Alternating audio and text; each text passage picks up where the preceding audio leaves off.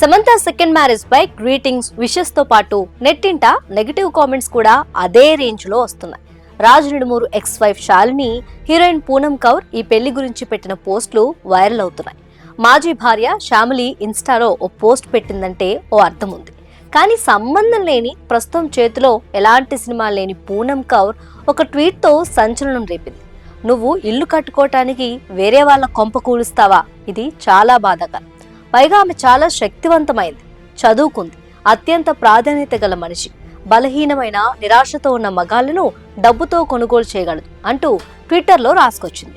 ఈ ట్వీట్లో ఎవరి పేరు ప్రస్తావించకపోయినా ఈ పోస్ట్ స్టార్ హీరోయిన్ సమంతను ఉద్దేశించి చేశారని సోషల్ మీడియాలో ప్రచారం జరుగుతుంది.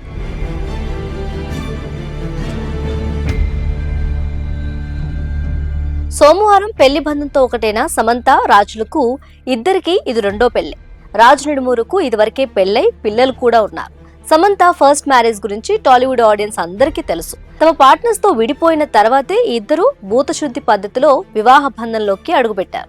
అయితే ఈ పెళ్లి జరిగిన కాసేపటికే పూనం చేసిన ట్వీట్ పై నెటిజన్లు ఫైర్ అవుతున్నారు.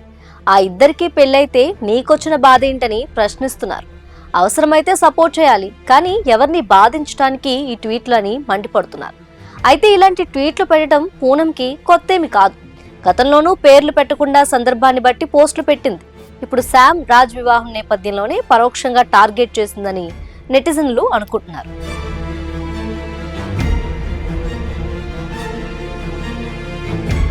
గతంలో డైరెక్టర్ త్రివిక్రమ్ శ్రీనివాస్ ని టార్గెట్ చేస్తూ పోస్టులు పెట్టిన పూనం కౌర్ తన లేటెస్ట్ ట్వీట్ తో మరోసారి ఆయనపై షాకింగ్ కామెంట్స్ చేసింది. పూనం పోస్ట్ పై ఓ నెటిజన్ స్పందిస్తూ, కుటుంబం గురించి ఈమె మాట్లాడుతుంటే దెయ్యాలు వేదం చెప్తున్నట్లు అనిపిస్తుందని ఒక నెటిజన్ కామెంట్ చేశాడు. దీనికి పూనం రియాక్ట్ అవుతూ, త్రివిక్రమ్ని అడగండి, నేనేదో చేసినట్టు మాట్లాడుతున్నారుగా, ఏదైనా చేయాలనే ఉద్దేశం నాకుంటే నా ప్రాణాలను వదులుకుంటాను. అతను ఎందుకు దాక్కున్నాడు? అతనిని బయటికి వచ్చి మాట్లాడమని చెప్పండి. నేను ఎప్పుడూ ఎవరి దగ్గర నుంచి ఏది కోరుకోలేదు, ఏమీ లేదు అని సమాధానమిచ్చింది. పూనం కౌర్ ట్వీట్ ఇప్పుడు హాట్ టాపిక్ గా మారగా దీనిపై సమంత లేదా ఆమె టీం స్పందిస్తారా అన్నది ఇప్పుడు ఆసక్తికరంగా మారింది.